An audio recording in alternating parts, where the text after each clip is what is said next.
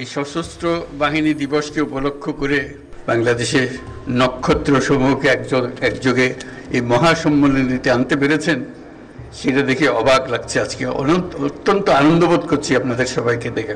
আর যে নক্ষত্ররা এখানে শরিক হতে পারেন নাই, তাদের কাছে দুঃখ প্রকাশ করছি, এবং যে নক্ষত্র সারা বাংলাদেশে ছড়িয়ে আছে তাদেরকে এখানে সবার পক্ষ থেকে আমরা সালাম জানাচ্ছি। আজ আমরা বিশেষভাবে সৌভাগ্যবান এবং সম্মানিত যে বাংলাদেশের 3 বারের নির্বাচিত প্রধানমন্ত্রী বীর মুক্তিযোদ্ধা শহীদ রাষ্ট্রপতি জিয়াউর রহমানের স্ত্রী বেগম খালেদা জিয়া আজ এখানে আমাদের মধ্যে উপস্থিত আছেন। এক যুগ ধরে তিনি এই মহাসম্মেলনীতে অংশগ্রহণ করার সুযোগ পান নাই, আজকে সুযোগ পেয়েছেন। আমরা সবাই আনন্দিত এবং গর্বিত যে আমরা এই সুযোগ দিতে পেরেছি আপনাকে। শারীরিক অসুস্থতা সত্ত্বেও এই বিশেষ দিবসে সবার সঙ্গে শরীক হওয়ার জন্য আপনাকে আবারও ধন্যবাদ। আমরা তার আশু রোগমুক্তি কামনা করছি। প্রিয় সহকর্মীবৃন্দ, সশস্ত্র বাহিনীর এই শুভক্ষণে আমি সবাইকে জানাচ্ছি আমার প্রাণঢালা শুভেচ্ছা ও অভিনন্দন। আজকের এই বিশেষ দিনে আমি সশ্রদ্ধ চিত্তে স্মরণ করছি মহান মুক্তিযুদ্ধের বীর শহীদদের। আমি গভীর শ্রদ্ধায় স্মরণ করছি যুদ্ধাহত সকল বীর মুক্তিযোদ্ধা ও নির্যাতিত মা বোনদের, যাদের ত্যাগে অর্জিত হয়েছে বাংলাদেশের স্বাধীনতা। একই সাথে আমি গভীর শ্রদ্ধা জানাচ্ছি জুলাই আগস্ট মাসে ছাত্র জনতার অভ্যুত্থানে নিহত ও আহত সকলের প্রতি, যাদের দুঃসাহসিক আত্মত্যাগ ও সাহস দেশ পুনর্গঠনের জন্য একটা নতুন সুযোগ সৃষ্টি করেছে। তাদের এই আত্মত্যাগ জাতি চিরদিন শ্রদ্ধাভরে স্মরণ করবে।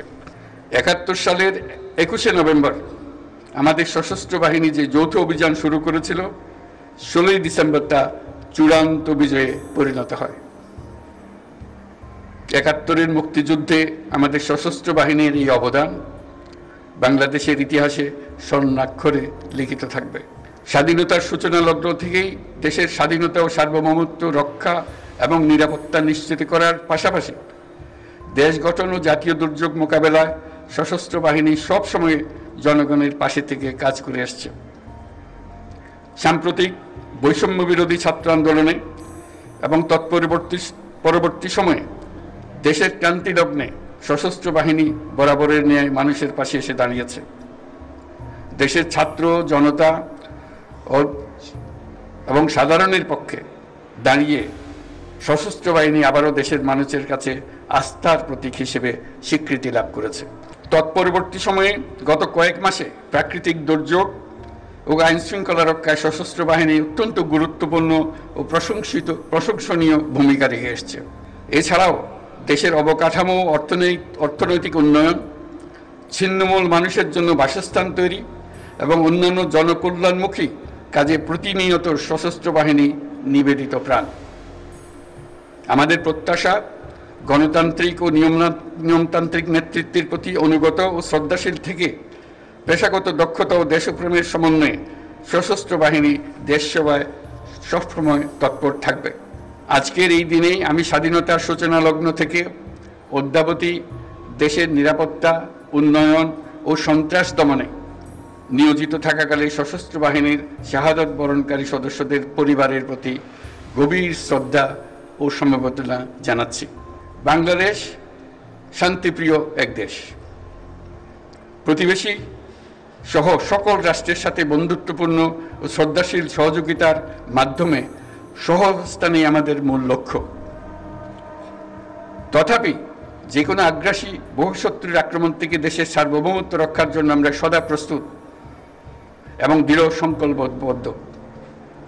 সে লক্ষ্যে উন্নত বিশ্বের সঙ্গে তাল মিলিয়ে আমাদের সেনা, নৌ ও বিমান বাহিনী পুনর্গঠন, সশস্ত্র বাহিনীর সদস্যদের উন্নত প্রশিক্ষণ ও বাহিনী সমূহকে আধুনিক প্রযুক্তির সংযুক্তির প্রয়াস অব্যাহত রয়েছে।